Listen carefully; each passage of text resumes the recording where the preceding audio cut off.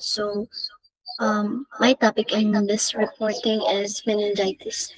So, ano nga ba ang meningitis? So, dito malalaman natin kung ano yung mga types at saka kung ano yung na-aapektuhan ng meningitis. So, what is meningitis? So, meningitis is an inflammation or swelling of the membranes surrounding your brains and spinal cord. It is a bacterial or viral infection of the fluid surrounding the brain and spinal cord, usually causes the swelling.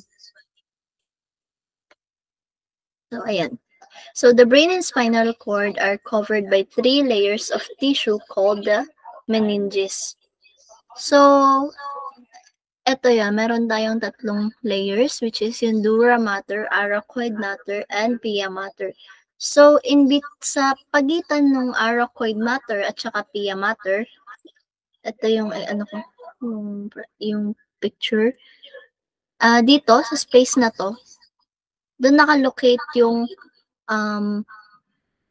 cerebrospinal fluid. So, ito yun. Subarachoid is located between the middle layer and the inner layer of the meninges, which covers the brain and spinal cord.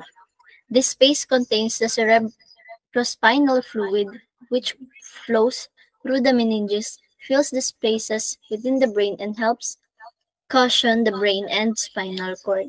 So, once na, kaya connected silang dalawa, kasi dito siya sa may likod na part.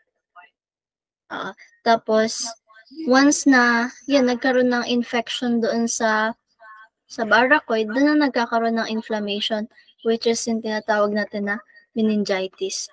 So, meron tayong different types of meningitis. And those are aseptic or viral meningitis, infant meningitis, acute bacterial meningitis, and chronic meningitis. So, itong 4 na ito ay magkakaiba yung mga causative agents nila, mga manifestations, at saka yung etiology. Tsaka nakadepende rin sa age nila yung effect nung sakit. So, magsa-start tayo sa aseptic or viral meningitis. So, ang aseptic or viral meningitis ay most common type siya ng meningitis, also known as viral meningitis. So, babies younger than 1 month old and people with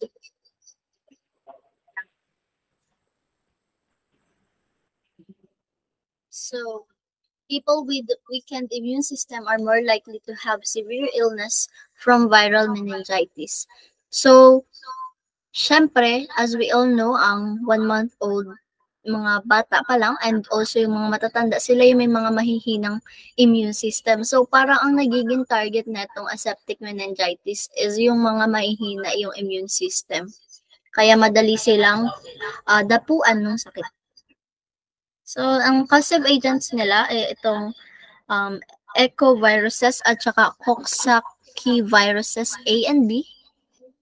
And yung echoviruses ay isa siyang nangyayari siya ay seasonal, mostly ay sa summer pag mainit yung panahon. Ito isa siya sa group of enteroviruses that can cause a range of diseases including ang respiratory infection and mild form ng meningitis.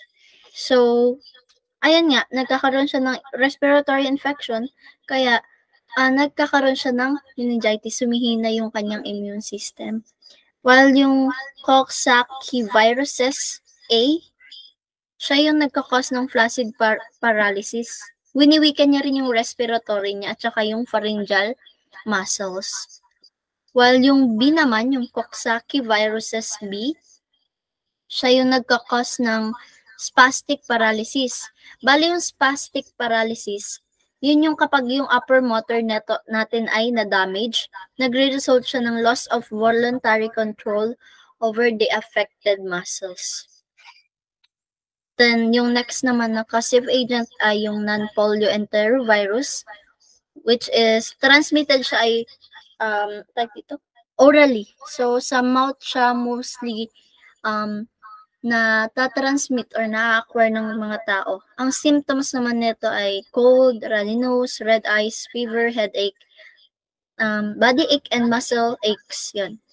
So sa US, konting background lang. 10 to 15 million ay nagkakaroon ng infection sa kanila every year. And etong non-polio enteroviruses, meron siyang 100 types. And next slide is the human simplex virus type 2 or HSV2. Ito rin, nag-occur din siya during primary genital infection. HSV1 can also cause a septic meningitis, but it is less common than HSV2. So, ang HSV2 or human simplex virus ay isang sakit siya na na-acquire siya through sexual contact and genital herpes. Ang infection na ito ay nagkakause siya ng mga painful blisters or ulcer. So yung HSV1, less common siya kasi ito nag-i-spread siya through oral contact, while yung HSV2 naman ay na-acquire siya through sexual contact. So yung Varicella zoster virus, so alam naman natin yung varicella zoster virus, ito yung chicken pox. Commonly yun sa mga young adults, and yun ay pwede siyang, pero rare siya sa mga children. Naguguluhan ako. And ayun, and next naman is itong Epstein-Barr virus, EBV. Ito ang most common viruses sa human. Ito ay permanent infection din siya sa ating katawan. Once na na-acquire natin, hindi na siya naaalis. Ito rin ay, ay double-stranded DNA virus siya. So, ang cytomegalovirus or CMV ay isa siyang common virus. So, parang katulad rin siya nitong EBV. Siya rin ay lifetime. Once na na-acquire mo siya, hindi na siya maaalis sa iyong katawan. So, next naman natin is, ayan pala, human immunodeficiency virus, which is also HIV. A septic meningitis occur during primary infection in 5 to 10% in patients who are HIV positive. So, alam naman natin na ang HIV ay na-acquire siya through sexual contact din siya. So, ang mga tao na merong AIDS or may AIDS, most probably meron silang 5 to 10% na may meningitis. Next is mode of transmission. So, ang mode of transmission nitong viral meningitis ay breathing in viral particles that have been sneezed or coughed into the air by another infected person, touching surfaces contaminated with the virus. And, ayan, next is, ito pa, sa mode of transmission to. Okay. So, once na na-inhale natin yung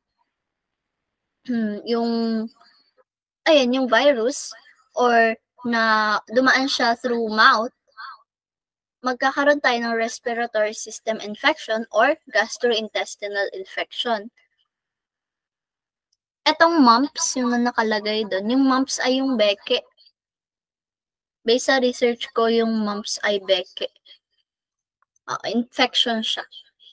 Then, etong respiratory system infection tsaka gastrointestinal infection, magre-result siya sa viremia. Yung viremia ay virus siya sa ating blood.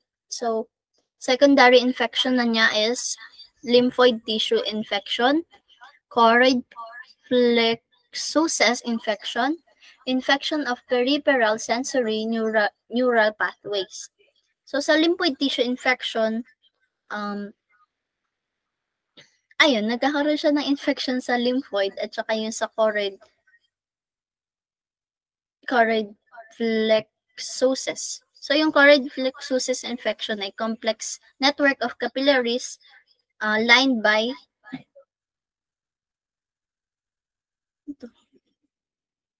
basta yun. So, ayun. Tapos, after nun, mag-i-increase na yung BBB permeability niya. So, yung BBB permeability is yung blood-brain barrier. So, itong BBB na ito ay it increases the degrees and duration of systematic inflammation. So, doon nagsa-start na yung inflammation sa may meninges natin. Yun yung meningitis na. So, yung interleukins and immune cells, yung interleukin siya ay class of glycoproteins produced by leukocytes for regulating immune system. So, immune cells, ito yung nag-help sa ating katawan na lumaban sa infection and other diseases. Next is pathogenesis. So, yun nga, nagsistart sa causative agent, enters to the host through respiratory secretion or by the fecal-oral route to cause primary infection in the respiratory or gastrointestinal tract.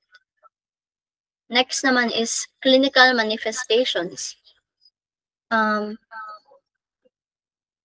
Ayan, so para mas madali na lang.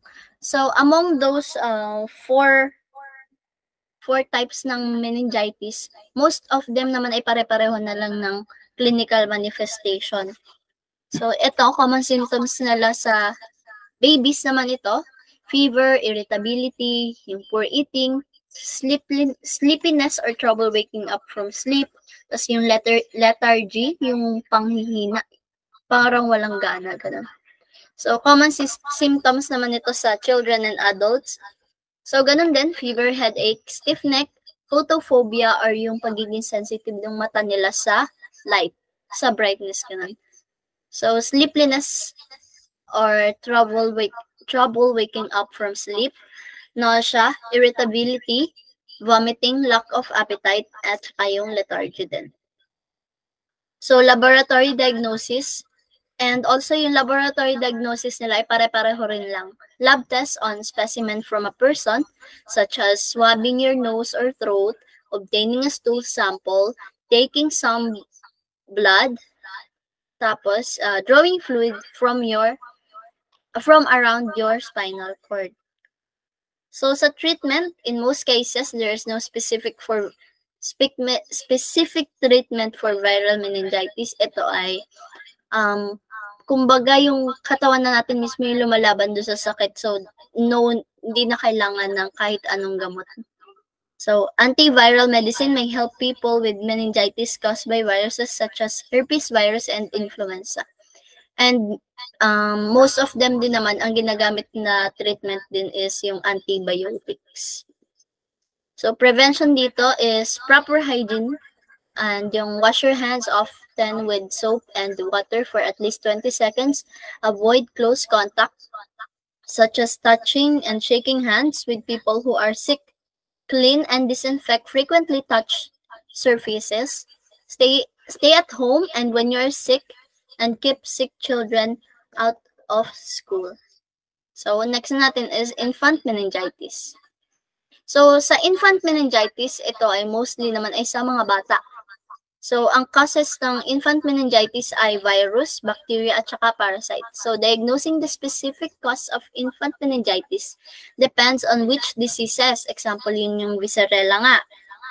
Then, yung organisms such as Streptococcus agalactiae, at saka yung the mother acquired during their pregnancy and the present age of their infant. So, ito na. Etong table na to, dito pinapakita yung causative agent nung sa infant meningitis, which is yung viral, bacterial, at saka parasitic. So, sa viral, meron tayong enteroviruses, which is most common cause in children less than 3 months of age. So, itong enteroviruses, ayan yan, most common siya sa mga infant pa. And then, itong herpes simplex virus, yung sinabi ko kanina na HSV, ito yung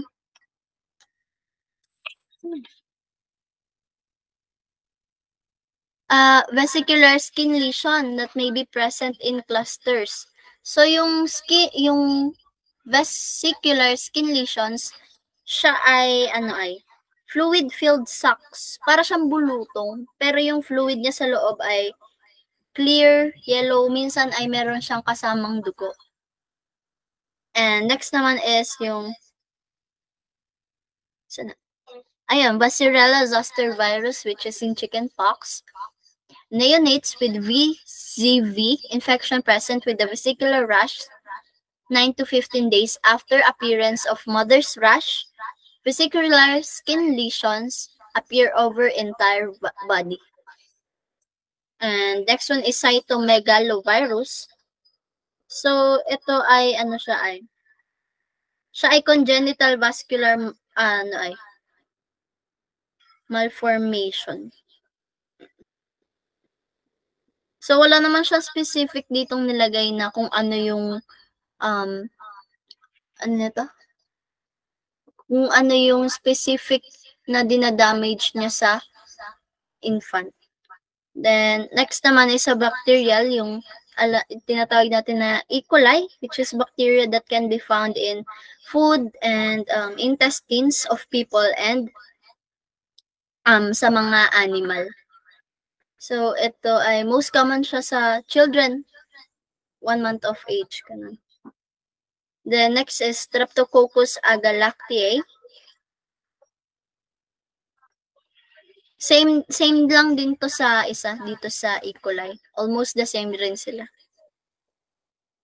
And then next na natin is sa mode of transmission na niya. So, ang mode of transmission din nito is transmission of bacteria during labor and delivery. So, ito yung na-acquire din talaga paglabas na ng baby galing sa mother. Tapos, yung vertical transmission. Next natin is pathogenesis. It varies depending on neonate's gestational age at birth, age at presentation, and geographic location. Next is clinical manifestation. Ang common symptoms nito sa babies ay fever, soft spots on the baby's head, irritability, poor eating, excessive crying, rash, seizures, yellow skin and eyes, or also known as jaundice, sleepiness or trouble waking up from sleep, at saka yung lethargy. Pare-pareho lang sila ng clinical manifestations. So, ayan yung pictures nung sa baby na yung sa rash nila. Yan, buong katawan nagkakaroon sila ng rashes. So, sa laboratory diagnosis, same din lang sila sa lahat. Next na natin is yung treatment. So, sa bacterial meningitis, nakaka-receive sila ng IV antibiotics or yung tinatawag na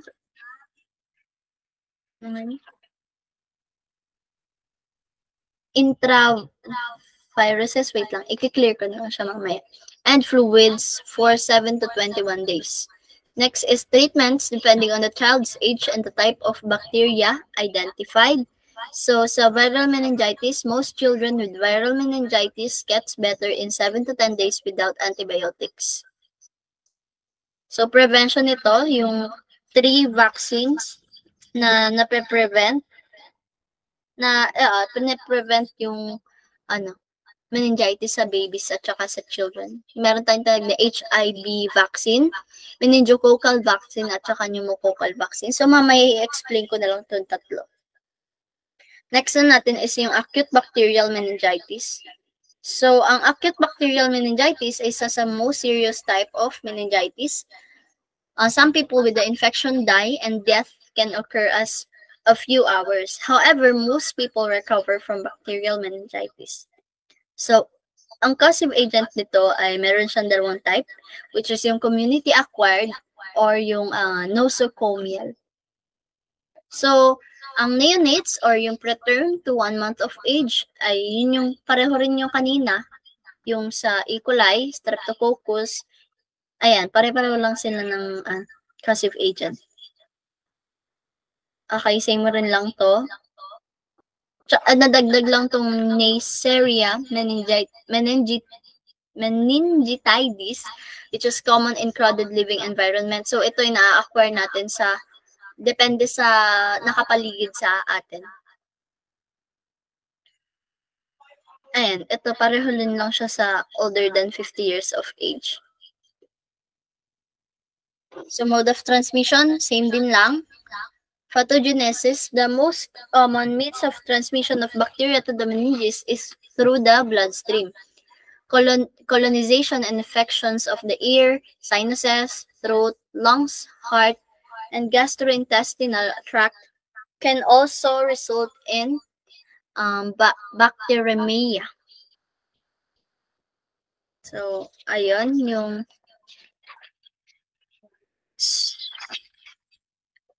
So, ayun, once in the bloodstream, bacteria can settle in the large venous sinuses in the brain and then penetrate the dura and arachoid and infect the CSF. So, yun yung process niya. So, once na nasa bloodstream na siya, magsasettle na yung bacteria dun sa sinuses natin, sa brain, and then magpe-penetrate na siya sa dura and arachnoid, na dun na magsa-start yung meningitis.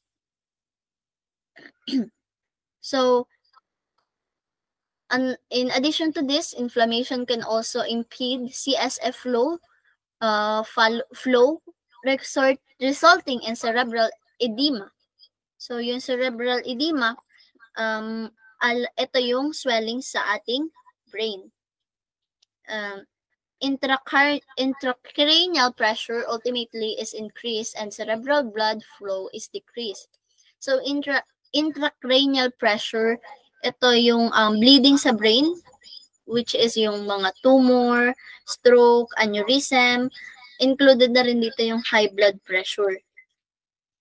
Tapos, nagre-result na siya sa hypoxia. So, ito yung state which oxygen is not available in sufficient amount at the tissue level. Sorry. So, ayun, resulting in hypoxia of the cerebral cortex and irreversible ischemic damage. So, yung ischemic damage siya yung injury of cell arising from reduced blood flow. So, next na is yung sa clinical manifestation. So, almost the same, na-add lang itong upper respiratory tract infection. Tapos yung ear infection. So, ayun, headache na rin, dire-diretso na rin, paulit-ulit lang. Next is laboratory diagnosis. Same rin sila lahat. And treatment, yung sinabi ko kanina, antibiotic, tsaka yung intravenous antibiotic with a corticosteroid to bring down the inflammation. So, prevention, ito yung sinasabi ko kanina, yung sa vaccines. Yung meningococcal vaccine, protection against meningitis. Pneumococcal vaccine, protection against S. pneumoniae. Haemophilus influenzae vaccine help protect against HIV. So, next na last type is yung chronic meningitis. So, ang chronic meningitis ay nagde-develop siya slowly over week or longer and may last for months to years. So, rarely, chronic meningitis causes only mild symptoms and resolve on its own. So, causative agent niya is itong mga fungi na ito. So, hindi ko na siya i-explain isa-isa, pero itong mga fungi na ito, ito yung mga nagkakas. So, yun, HIV virus din. Mycobacterium. Yung mycobacterium ay yung nagkakasya ng tuberculosis at saka leprosy. Then yung Borrelia burgdorferi, sila naman yung nagkakas ng annual rash and also arthritis. So next. Other disorders that are not infection can also cause chronic meningitis. So yung mga certain disorders that cause inflammation, they include sarcoid, systemic lupus, rheumatoid arthritis, leukemia, lymphoma, breast cancer, lung cancer, at saka melanoma. Mode of transmission, same din lang sila lahat. Pathogenesis, chronic meningitis due to M. tuberculosis result from rupture of a tubercle into the adjacent subarachnoid space. So, yung M. tuberculosis,